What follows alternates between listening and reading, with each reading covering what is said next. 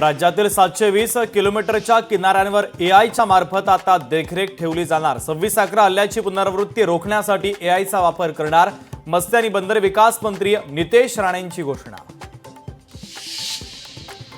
New India cooperative बँकेच्या ग्राहकांना दिलासा। खातेदारांना 25,000 रुपयांपर्यंतची रक्कम काढता येणार। पैसे काढण्यासाठी बँक शाखा एटीएमचाही वापर करता येणार।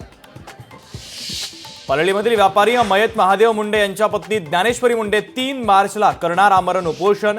बीडच्या पोलीस अधीक्षक कार्यालयाच्या समोर आमरण उपोषणाला बसणार। अनुसूचित जमातींच्या विकासासाठी सरकार सीएसआरची मदत घेणार। आदिवासी विकास मंत्री अशोक उईके यांचा अभिनव उपक्रम। महाराष्ट्र प्रशासकीय न्यायाधिकरण महसूल विभागाला दणका, तर खेडच्या तहसीलदार ज्योती देवरे यांची नियुक्ती रद्द करण्याचे आदेश।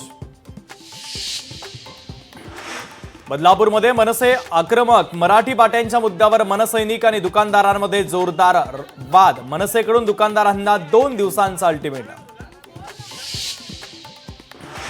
राज्यभरातील विद्यार्थ्यांना कोडिंग आणि रोबोटिक्सचं प्राथमिक शिक्षण सहज उपलब्ध होणार। कौशल्य विकास मंत्री मंगल प्रभात लोढा यांची माहिती। पुण्यामध्ये वाढत्या गुन्हेगारीमुळे पोलिसांकडून नाकाबंदी। अनेक ठिकाणी नाकाबंदी करत चालक आणि वाहनांची तपासणी। पोलिसांकडून triple seat, fancy number plate, लायसन्सचीही तपासणी।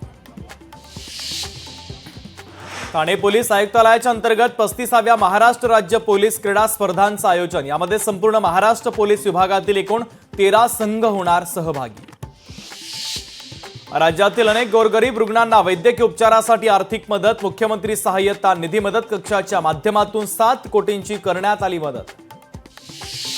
बदलापूरमध्ये तरुणावर जीवघेणा टोळी हल्ला। जुन्या वादातून धारदार शस्त्रानं करण्यात आला वार। पोलिसांकडून आरोपींचा शोध सुरू।